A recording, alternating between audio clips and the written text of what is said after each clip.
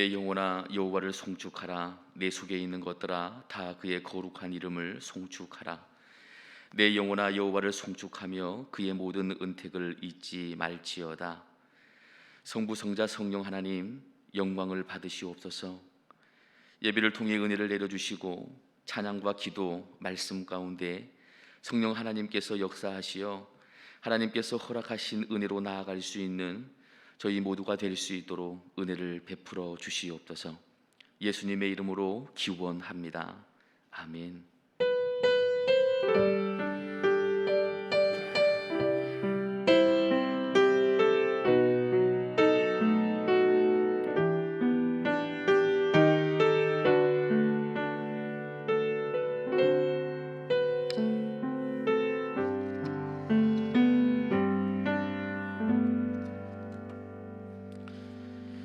다 함께 은혜를 사모하면서 찬송가 16장으로 우리 하나님께 영광 올려드리겠습니다. 찬송가 16장입니다.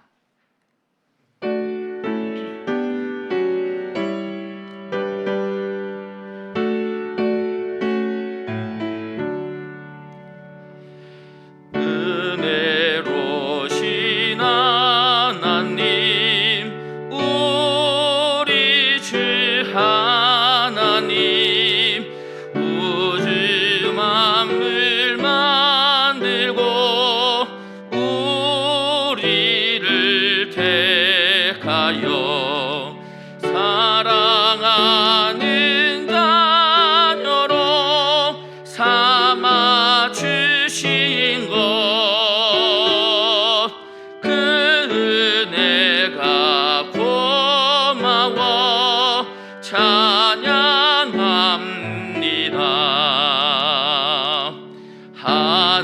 하나님의 독생자 우리 주 예수님, 우리들의 모든 죄 다 씻기 위하여 이 세상에 오셔서 십자가 지신 그 큰 사랑과 은혜 찬양합니다. 약속대로 임하신 보혜사 성령님, 충만하게 하시어 깊이 쁨을 주시고 구원받는 확신을 주신 사랑에 감사하며 찬송을 드리옵니다.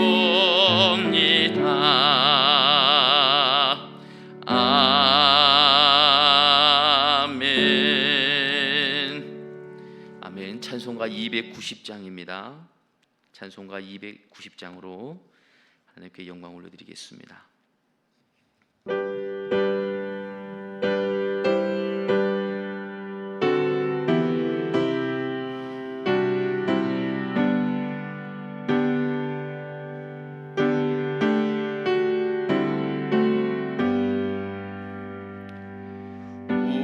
우리는 주님을 늘 배반하나 내 주 예수 여전히 날 부르사 그 참되신 사랑을 베푸시나니 내 영제여 주님을 곧 따르라. 주 널 위해 비네, 주 널 위해 비네, 주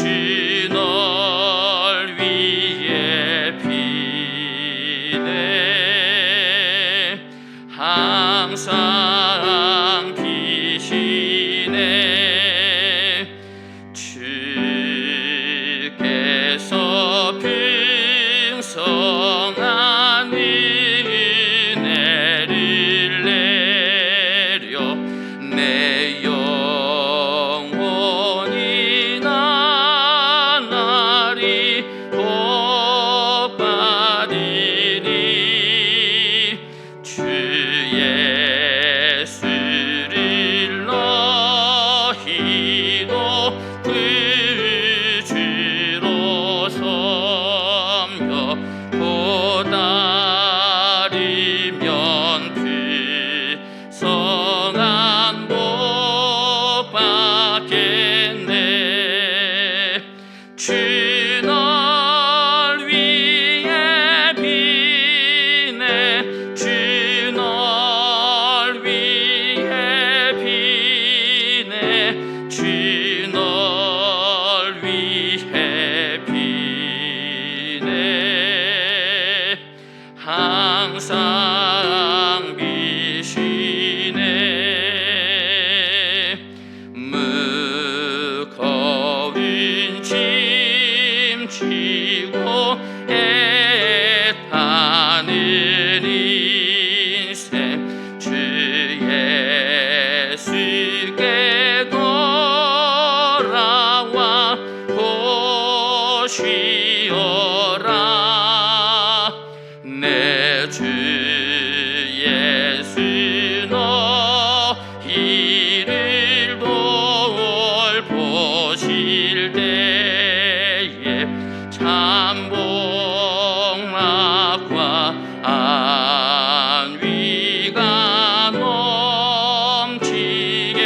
넘치겠네. 주 널 위해 비네. 주 널 위해 비네. 주 널 위해 비네. 항상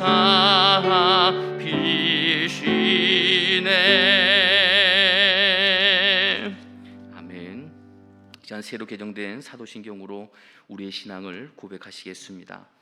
나는 전능하신 아버지 하나님, 천지의 창조주를 믿습니다. 나는 그의 유일하신 아들 우리 주 예수 그리스도를 믿습니다. 그는 성령으로 잉태되어 동정녀 마리아에게서 나시고 본디오 빌라도에게 고난을 받아 십자가에 못 박혀 죽으시고 장사된 지 사흘 만에 죽은 자 가운데에서 다시 살아나셨으며 하늘에 오르시어 전능하신 아버지 하나님 우편에 앉아 계시다가 거기로부터 살아있는 자와 죽은 자를 심판하러 오십니다. 나는 성령을 믿으며 거룩한 공교회와 성도의 교제와 죄를 용서받는 것과 몸의 부활과 영생을 믿습니다. 아멘.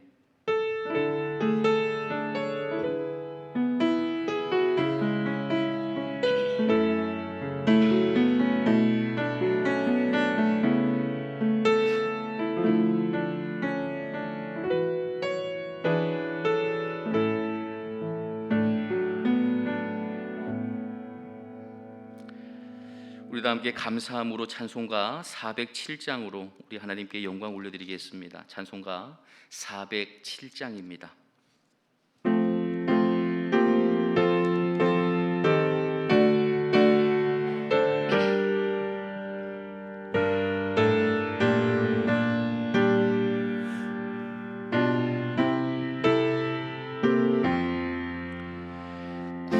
구주와 함께 나 죽었으니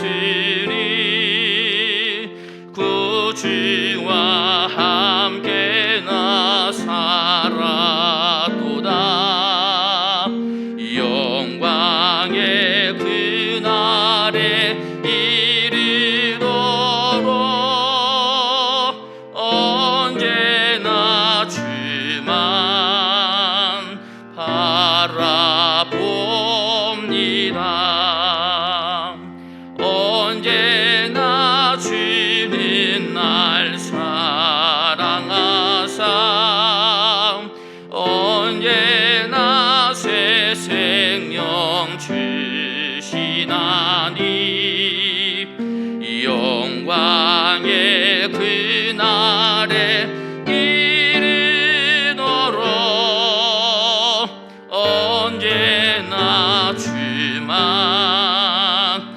바라봅니다.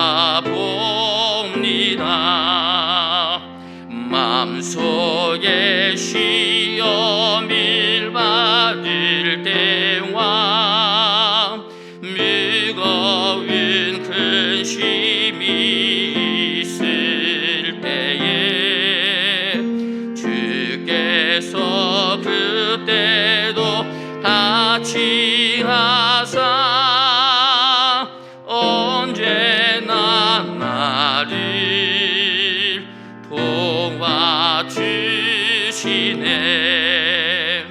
언제나 주는 날 사랑하사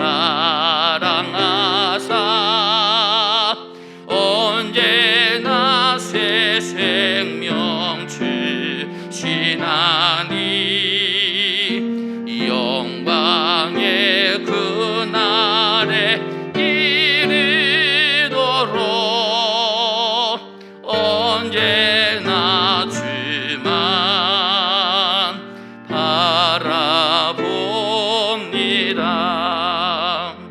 뼈 아픈 눈물을 흘릴 때에 쓰라린 마음으로 단식할 때 주께서 그때도 같이 하사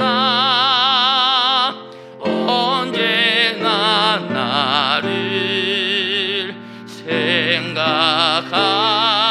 생각하시네. 언제나 주는 날 사랑하사 언제나 새 생명 주시나니 영광의 그날에 이르도록 언제나 주만 바라봅니다. 내 몸의 약함을 아시는 주 못 고칠 질병이 아주 없네. 괴로운 날이나 기쁠 때나 언제나 나와 함께 계시네. 언제나 주는 날 사랑하사 언제나 새 생명 주시나니 영광의 그날에 이르도록 언제나 주만 바라봅니다.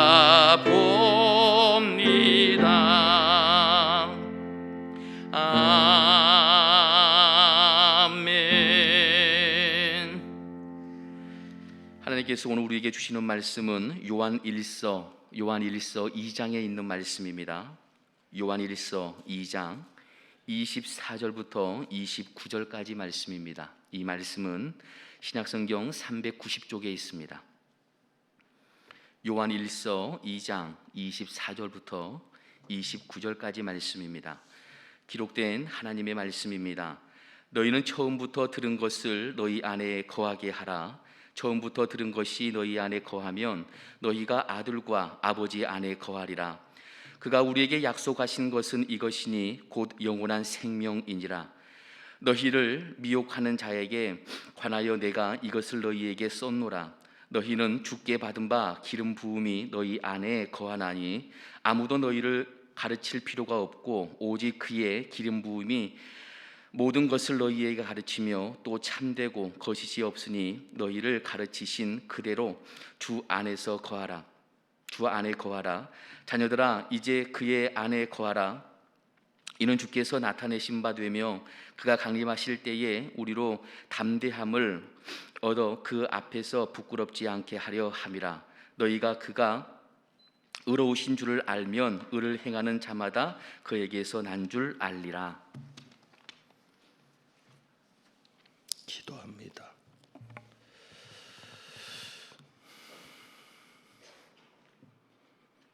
하나님 아버지, 오늘도 말씀 앞에 섭니다. 저희에게 말씀하시고 저희는 듣는 자 되게 하옵소서. 오직 성령께서 이 시간 온전히 주장하여 주옵소서. 우리 주님 예수 그리스도의 이름으로 기도하옵나이다. 아멘. 이 세상에는 무신론자들이 참 많이 있습니다. 무신론자들은 신은 존재하지 않는다, 신은 존재하지 않는다라고 생각하는 사람들입니다. 그러나 우리는 하나님이 살아 계신다라고 믿습니다. 이렇게 말하는 사람도 있을 겁니다. 다른 종교도 신을 인정하는 종교가 있다라고 말할 겁니다.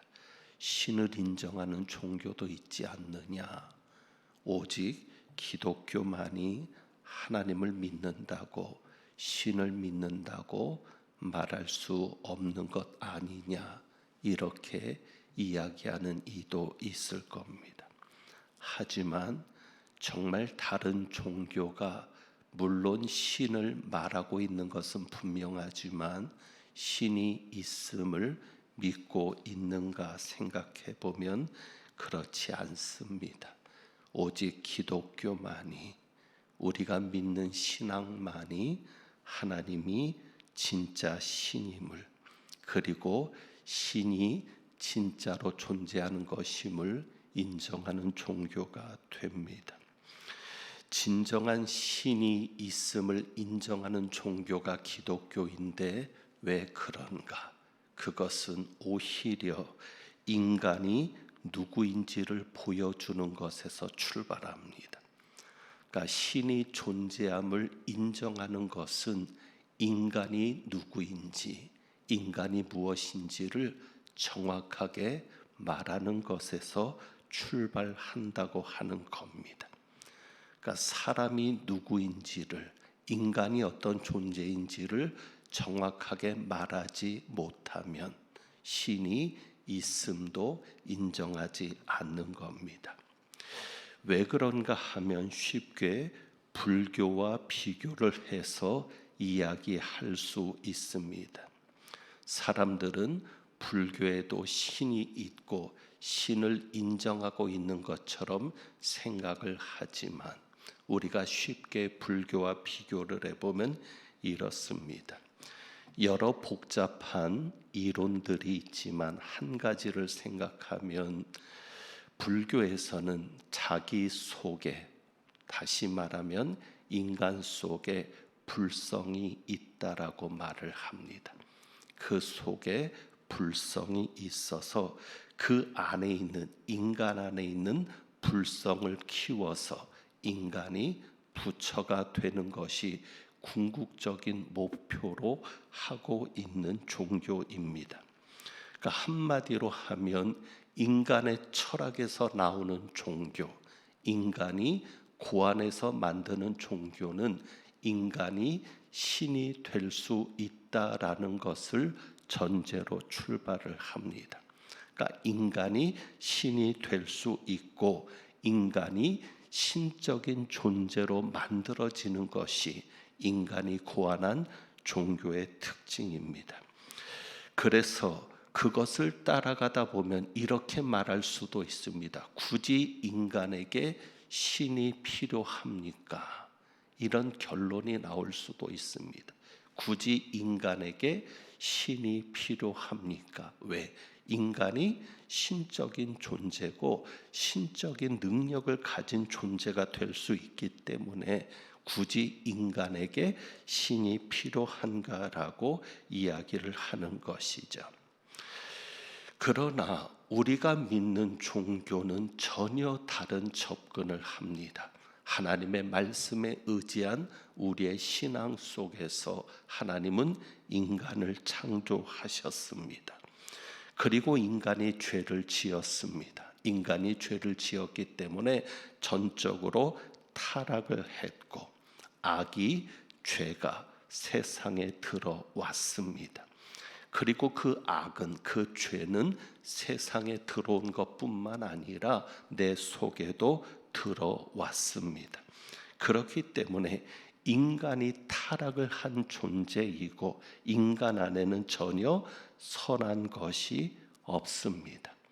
어떤 종교에서 말하듯 인간 속에서 가능성을 찾으려 하고 선한 것을 찾으려고 하는데, 하나님이 주신 말씀에 따르면 인간 속에는 어떤 가능성도 있지 않습니다.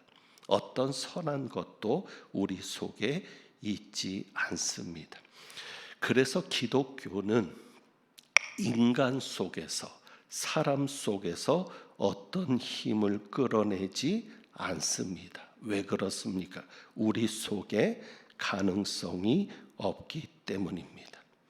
그러니까 하나님을 인정하지 않는 사람들의 착각은 이겁니다. 인간을 굉장히 대단한 존재로 생각을 합니다. 그러니까 그들은 여러 훈련 방법들을 동원을 합니다. 단순하게 몇 가지만 말씀을 드리면 요가라든지 참선이라든지 명상이라든지 이런 것들을 통해서 인간 속에 있는 선한 것을 극대화시키려는 수련을 합니다. 그러나 우리가 믿는 신앙은 인간 안에 어떤 가능성도 없습니다. 어떤 선한 것도 존재하지 않습니다. 그래서 어떤 수련법도, 요가라든지 참선이라든지 명상이라든지 그들이 하는 어떤 수련법도 우리를 강하게 만들 수가 없음을 인정합니다. 그렇기 때문에 기독교에서는 외부에서 들어와야 합니다. 우리 안에는 어떤 가능성도 존재하지 않으니까, 우리에게는 어떤 능력도 없으니까 그 능력이, 그 가능성이 어디에서 들어와야 합니까? 외부에서 들어와야 합니다. 그러니까 하나님께서 우리 속에 넣어 주시는 겁니다. 그렇기 때문에 우리는 가능성이 없는 존재니까, 우리는 정말 아무것도 아닌 존재니까 자연스럽게 누구를 인정하지 않을 수밖에 없습니까? 하나님이요. 그래서 우리는 하나님을 인정하지 않을 수 없습니다. 왜? 나에게는 어떤 능력도 어떤 가능성도 없기 때문입니다. 그렇기에 하나님께서 중요하게 여기시는 것이 있습니다. 우리는 하나님이 중요하게 여기시는 것을 욥에게서 발견합니다. 욥기를 더듬어 보면 여러분이 기억나시는 대로 한번 그 욥기의 흐름을 따라가 보시기를 원합니다. 욥기의 시작에서 욥이 어떤 존재임을 말하고 있습니다. 욥은 온전한 사람이었습니다. 욥은 정직한 사람이었습니다. 욥만큼 하나님을 경외하는 사람이 없었고 욥만큼 악에서 떠난 자가 없었습니다. 그런데 그렇게 인간에게서는 가장 완벽하다고 할 수 있는 욥인데 욥이 하나님의 시험을 받습니다. 정말 말할 수 없는 고난 속에 욥이 처했습니다. 욥이 그 고난 속에서 한 것이 무엇이냐면 자신이 한 것을 강조합니다. 내가 지금까지 이렇게 살아왔다고, 내가 지금까지 이렇게 행동해 왔다고 그것을 강조하는데 마지막 부분에 가서 하나님이 욥에게 직접 나타나십니다. 그런데 그 하나님이 욥을 책망하십니다. 인간적으로 볼 때는 책망받을 것이 전혀 없는데 지금 우리 중에 누구도 욥만큼 믿음 생활하는 사람이 없을 것 같은데 하나님이 욥을 책망하십니다. 그리고 욥에게 도전하십니다. 그 도전은 오직 한 가지입니다. 네가 할 수 있느냐? 네가 할 수 있느냐? 욥이 지금까지 자기가 해온 것을 이야기했습니다. 그러면서 억울함을 이야기합니다. 내가 이렇게 살아왔는데, 내가 이렇게 행동해 왔는데 왜 내게 이런 일이 겪였느냐고, 내게 왜 이런 일이 닥쳤느냐고. 물론 그것은 새 친구와의 논쟁 속에서 욥에게서 나오는 자연스러운 억울함이었을 것이고 욥의 항변이었을 겁니다. 그런데 그 욥에게 나타나서 하나님은 한마디로 이야기하는 것이 그겁니다. 네가 할 수 있느냐? 쉽게 말하면 네가 나와 같은 존재이냐? 하나님이 진짜 원하시는 것이 무엇입니까? 내가 할 수 없는 자임을 인정하는 겁니다. 고난이 오는 이유도 여기 있습니다. 왜 갑자기 고난이 닥쳐옵니까? 그 고난 속에서 우리가 할 수 있는 것이 무엇입니까? 하나님이 이것만을 원하시는 겁니다. 주여, 내가 할 수 있는 것이 없습니다.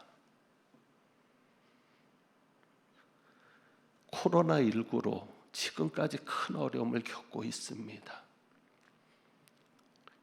이 사태를 겪어보니까 정말 하나님 앞에 손들 수밖에 없어요. 하나님, 우리가 할 수 있는 것이 아무것도 없습니다. 우리가 무능한 자임을 인정할 수밖에 없습니다. 결국 하나님께 손들 수밖에 없거든요. 그런데 이런 상황에서도 아직까지 인간이 무엇인가 할 수 있는 것처럼, 인간이 대단한 존재인 것처럼 하나님을 인정하지 않고 있는 것이 안타까울 뿐입니다. 우리에게 왜 죽음이 있습니까? 단순히 죄의 결과라고 생각할 수 있습니다. 그런데 우리에게 죽음이 있는 이유도 여기에 있습니다. 오늘 저는 참 안타까움 속에, 슬픔 속에 있습니다. 채워져 있어야 될 그 자리가 비어 있습니다. 김윤철 장로님께서 갑자기 저희 곁을 떠나셨습니다. 항상 예배 때마다 변함없이 그 자리에 계셨고 찬양대에 계셨는데 김윤철 장로님이 안 계시니까 영상 예배를 녹화하는 이 자리에도 아멘하는 분이 안 계십니다. 항상 혼자라도 아멘하는 그 소리에 제가 설교의 힘을 얻고 그랬습니다. 그런데 갑자기 우리 곁을 떠나셨고, 참 우리는 그 슬픔 속에 왜 인간에게 죽음이 찾아오는가? 하나님은 우리를 티끌로 돌아가라 명령하십니다. 그 이유가 무엇이겠습니까? 우리는 죽음 앞에서 아무것도 아닌 자임을 깨달으라는 것입니다. 돈이 있다고 대단한 자인 것처럼 착각하고, 권력이 있다고 대단한 자인 것처럼 착각하고, 그렇게 살지 말라는 겁니다. 죽음 앞에 우리는 정말 언제 우리가 이 세상을 떠날지도 모르는, 하루 앞일도 모르는 우리임을 인정하고 철저히 하나님 앞에 나가야 함을 말씀하고 있는 겁니다. 그래서 다시 말씀드립니다. 기독교는 인간이 아무것도 아닌 존재임을 말하는 종교입니다. 이 세상의 어떤 종교도 그것을 이야기하지 않습니다. 오직 하나님의 말씀만이 인간에게는 어떤 가능성도 어떤 능력도 없음을 말하고 있습니다. 그래서 다시 한번 언급하면 우리 속에 외부에서 어떤 힘이 들어와야 합니다. 왜? 우리는 부족하니까. 우리는 아무것도 아닌 존재니까 외부에서 하나님이 우리에게 무엇인가를 넣어 주셔야 합니다. 그래서 24절에 보시면 이 말을 굉장히 중요하게 여러분이 받으셔야 될 것이 있습니다. 24절. 너희는 처음부터 들은 것을 너희 안에 거하게 하라. 처음부터 들은 것이 너희 안에 거하면 너희가 아들과 아버지 안에 거하리라. 하나님의 말씀이 우리에게 중요하게 가르쳐 주는 것이 뭐냐면 너희 안에 거하게 하라는 것입니다. 왜? 우리에게는 아무것도 없으니까. 우리가 신앙생활하는 중요한 이유가 여기 있습니다. 우리 안에 거하게 해야 하는 겁니다. 대단한 존재가 아닙니다. 정말 풀과 같고 안개와 같고 흙과 같고 질그릇 같은 것이 우리네 인생입니다. 그래서 정말 우리에게 필요한 것이 우리 안에 있어야 합니다. 그래야 우리가 살아갈 수 있습니다. 그래서 성경이 가장 중요하게 말하는 것, 예수님도 말씀하시지만 요한이 그것을 분명하게 보고 기록합니다. 너희 안에 거하게 하라. 그래서 우리 안에 거하게 하는 것이 중요합니다. 우리의 한계를 하나님께서 아시기 때문에 우리 안에 넣어주시는 것이 있습니다. 그것이 무엇입니까? 27절입니다. 너희는 주께 받은 바 기름 부음이 너희 안에 거하나니. 그래서 우리에게 넣어주시는데, 하나님께서 우리에게 넣어주시는데 가장 중요하게 우리가 받아야 할 것이 무엇입니까? 기름 부음입니다. 기름 부음.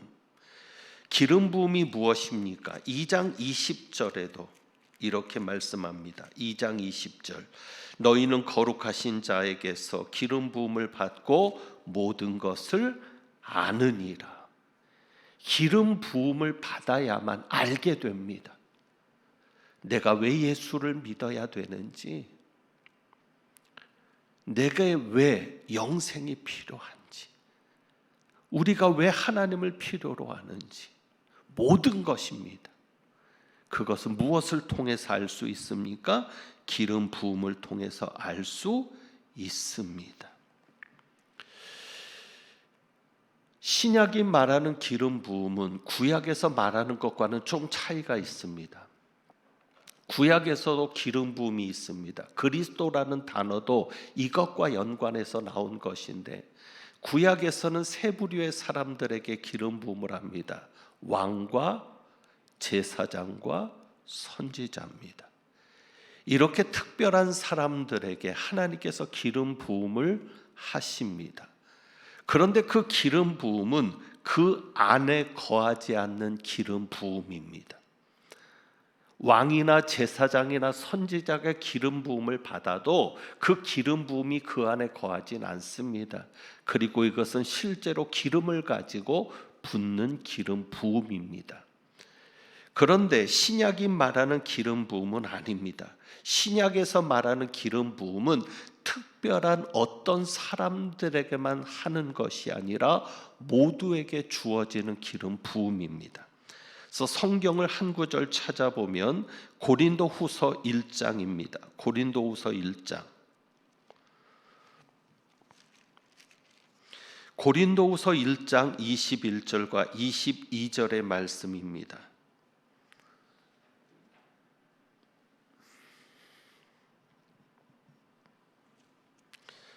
우리를 너희와 함께 그리스도 안에서 굳건하게 하시고 우리에게 기름을 부으신 이는 하나님이시니 그가 또한 우리에게 인치시고 보증으로 우리 마음에 성령을 주셨느니라. 아멘. 그 기름 부음이 무엇입니까? 성령님입니다. 어디에 주셨다고 말합니까? 우리 마음에. 사도 요한이 말하는 기름 부음이 너희 안에 거하게 하라. 너희가 기름 부음을 받았다. 이 말씀하는 이 기름 부음은 우리 마음에 오시는 성령님이십니다. 기독교의 위대함이 여기에 있습니다. 우리 안에 능력이 없기 때문에 성령께서 우리 안에 오셔서 역사하시는 겁니다. 그렇기에 교회는, 우리는 성령님을 놓치면 안 됩니다. 어려울수록, 힘들수록 우리가 붙잡아야 될 분이 누굽니까? 성령님이십니다. 요한일서 2장으로 다시 돌아갑니다. 성령께서 오셔서 우리를 가르치신다고 말합니다. 주께 받은 바 기름 부음이 너희 안에 거하나니 아무도 너희를 가르칠 필요가 없고 오직 그의 기름 부음이 모든 것을 너희에게 가르치며. 아무도 가르칠 필요가 없다는 것은 그 앞에 있는 적그리스도가 오겠다라고 하는 이러한 가짜를 이야기하는 그러한 가르침과 대비해서 하시는 말씀인데, 결국은 성령께서 가르쳐서 알게 하신다는 것을 강조하는 말씀입니다. 그래서 성령께서 우리 안에서 역사하셔서 오늘 말씀에 보니까 두 가지를 우리 안에 있게 하십니다. 첫 번째는 24절이죠. 하나님께서 우리에게 기름을 부으시는데 그것이 성령께서 우리에게 오시는 겁니다. 그래서 성령께서 우리에게 오셔서 24절에 보면 처음부터 들은 것을 우리 안에 거하게 하십니다. 처음부터 들은 것이 무엇입니까? 사도들이 전한 복음입니다. 하나님의 말씀입니다. 하나님의 말씀이 우리 안에 거하게 하도록 하는 것이 성령의 역사입니다. 그리고 25절에 그가 우리에게 약속하신 것은 이것이니 곧 영원한 생명이니라. 그리고 성령께서 오셔서 우리에게 주시는 것, 우리 안에서 있게 하시는 것이 무엇이냐면 생명입니다. 생명. 그래서 여러분이 29절을 한번 보시면 좋습니다. 사도 요한을 통해서 성령으로 거듭나는 것을 가르쳐 주셨는데 29절에 보면 너희가 그가 의로우신 줄을 알면 의를 행하는 자마다 그에게서 난 줄을 알리라. 요한 1서에 따르면 하나님께서 우리에게 영생을 주셨습니다. 생명을 주셨습니다. 그리고 그 생명이 예수 그리스도입니다. 그러니까 우리 안에 이제 성령님이 오셔서 예수님의 생명을 가지고 살게 하신 겁니다. 그러니까 예수님의 생명을 가지고 살고 있으니 우리가 누구처럼 행동할 수 있습니까? 예수님처럼 살 수가 있는 겁니다. 그래서 29절에 이렇게 이야기하는 겁니다. 의를 행하는 자마다 그에게서 난 줄을 알리라. 하나님에게서 난 자들, 성령으로 거듭난 자들 속에는 예수님의 생명이 있으니까, 예수님이 의로우시니까 자연스럽게 예수님의 생명을 가지고 사는 자들은 무엇을 행하는 자가 됩니까? 의를 행하는 자가 되는 겁니다. 그래서 예수를 믿고 성령을 받은 이후에는 우리가 하나님의 말씀대로 사는 것은 율법의 문제가 아니라 생명의 문제고 자연스러움의 문제입니다. 오늘은 여기까지 정리하고 다음 주에 이어서 마무리를 좀 하도록 하겠습니다. 아직 결론에 도달한 것은 아닙니다. 시간이 되었기 때문에 여기서 마무리를 하면서 한 가지만을 오늘은 여러분이 마음속에 새기고 갈 수 있기를 바랍니다. 우리에게 가능성이 없습니다. 우리가 할 수 있는 것이 없습니다. 정말 하나님 앞에 여러분이 날마다 철저하게 고백하십시오. 하나님, 우리는 정말 할 수 있는 게 없습니다. 그래서 기독교의 훈련법은 무엇입니까? 내 속에 있는 것을 끌어내는 훈련법이 아닙니다. 무슨 훈련법이 필요합니까? 기독교는 그래서 오직 기도밖에 없는 겁니다. 왜? 기도만이 하나님을 움직이기 때문입니다. 기도만이 하나님이 역사하시는 통로가 되기 때문입니다. 그러니 여러분이 기도하지 않으면 교만한 자가 되는 것이고, 기도하지 않으면 하나님이 필요 없다고 하는 삶을 살아가는 겁니다. 그런데 어찌 한순간도 기도하지 않을 수 있습니까? 기도하지 않고 자녀를 돌볼 수 있습니까? 기도하지 않고 사업을 하십니까? 기도하지 않고 직장 생활을 하십니까? 기도하지 않고 공부를 하십니까? 그 얘기는 내 속에 능력이 있으니까 나는 기도하지 않아도, 하나님의 도움이 없이도 나는 이것을 얼마든지 해낼 수 있다라고 하는 믿음 없는 자의 모습입니다. 하나님의 말씀은 절대 인간에게 가능성이 있다고 말하지 않습니다. 우리 속엔 아무것도 없습니다. 우리가 가진 지식, 우리가 가진 기술, 우리가 가진 능력, 그 중에 어느 것 한 가지가 우리를 살릴 수 있습니까? 오직 하나님만이 우리를 살아나게 하실 수 있습니다. 그래서 기독교의 유일한 훈련은 기도입니다. 그런데 예수 믿는 자의 또 하나의 착각이 여기 있는데, 그것은 다음 주에 말씀드리고요. 우선 우리의 부족함을 인정하셔야 합니다. 이것은 한편으로는 위로도 됩니다. 왜? 내가 부족해도 하나님이 아신다는 겁니다. 그리고 나의 부족함을 인정하고 하나님을 구하셔야 합니다. 하나님의 능력을, 하나님의 도움을 구해야 합니다. 내가 예수님처럼 살아갈 수 있는 것도 내가 하는 게 아닙니다. 하나님 앞에 구하고 그저 하나님을 바라보고. 그래서 다음 주에 더 자세히 설명을 드리겠지만, 그렇기 때문에 사도 요한은 거하는 것을 중요하게 여깁니다. 24절만 보고 마칩니다. 너희가 아들과 아버지 안에 거하리라. 27절입니다. 너희를 가르치신 그대로 누구 안에 거하라? 주 안에 거하라. 28절입니다. 자녀들아 이제 그의 안에 거하라. 우리가 기도하는 이유도 여기에 있습니다. 예수님 안에 살기 위해서입니다. 아버지 안에 살기 위해서입니다. 왜? 우리는 아무것도 아닌 존재이기 때문입니다. 오늘 이 사실을 잊지 마시고 철저히 하나님 앞에 구하시고 하나님께 매달리시고 하나님의 의지에서 일거수일투족을 매일 매 순간을 하나님을 붙잡고 하나님을 의지해서 살아가는 은혜가 있기를 축원합니다. 기도하겠습니다.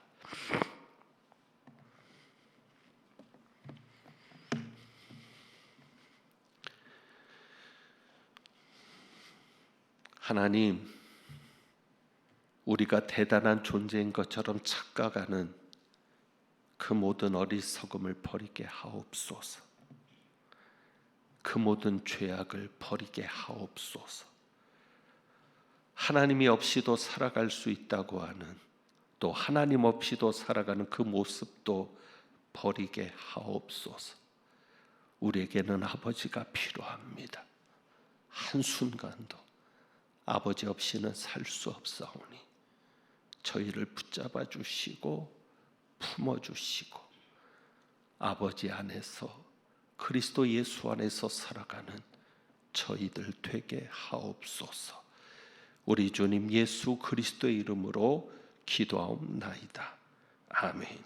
찬송가 197장 찬송합니다.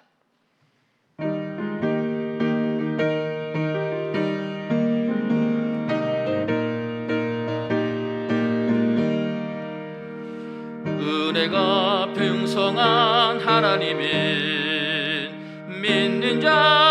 한 사람 어제도 오늘도 언제든지 편찮고 보호해 주시네. 주여 성령의 은사들을 오늘도 내리어 주소서. 성령의 뜨거운 불길로서 오늘도 충만케 하소서. 정욕과 죄악에 물든 맘을 성령의 불길로 태우사 정결케 하소서. 태우소서. 깨끗게 하여 주옵소서. 주여 성령의 은사들을 오늘도 내리어 주소서. 성령의 뜨거운 불길로서 오늘도 충만케 하소서. 일생의 제물로 돌아가신 어린 양 우리 주 예수여, 구속의 은혜를 내리시사 오늘도 구원해 주소서. 주여 성령의 은사들을 오늘도 내리어 주소서. 성령의 뜨거운 불길로서 오늘도 충만케 하소서.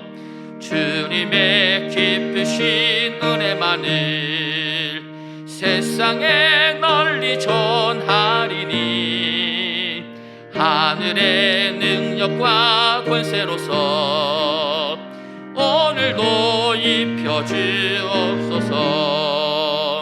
주여 성령의 은사들을 오늘도 내리어 주소서. 성령의 뜨거운 불길로서 오늘도 충만케 하소서.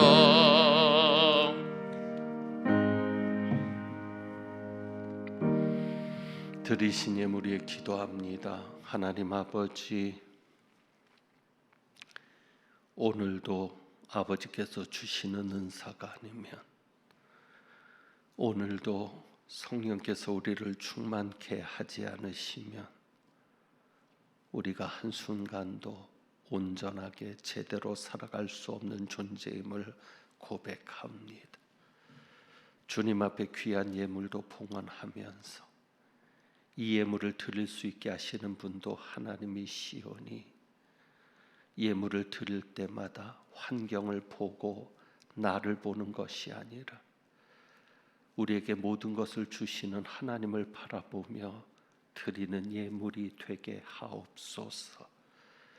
예물 드린 가정과 손길마다 하나님의 살아계심을 드러내 주옵소서. 하나님이 사랑하고 있음을 보여 주옵소서. 하나님이 사랑하고 계심을 알게 하옵소서. 이 한 주간도 또 우리에게 어떤 일이 생길지 모르고 우리는 살아가야 될 터인데 아버지께 우리의 모든 삶을 맡겼으니 책임져 주시옵소서. 하나님은 내게 복을 주시고 너를 지키시기를 원하며 하나님은 그의 얼굴을 내게 비추사 은혜 베푸시기를 원하며 하나님은 그 얼굴을 내게로 향하여 드사 평강 주시기를 원하노라. 티끌과 같고 진흙과 같고 질그릇 같은 저임을 인정하고 하나님의 능력과 하나님의 도우심이 아니면 한순간도 살아갈 수 없음을 인정하고 내 안에 성령께서 오셔서 우리를 주장하시기를 소망하고 나아가는 주님의 모든 백성들 위에 우리 주님 예수 그리스도의 은혜와 아버지 하나님의 사랑하심과 성령님의 교통하시며 충만케 하심이 이제부터 영원까지 함께 하시기를 축원하옵나이다. 아멘.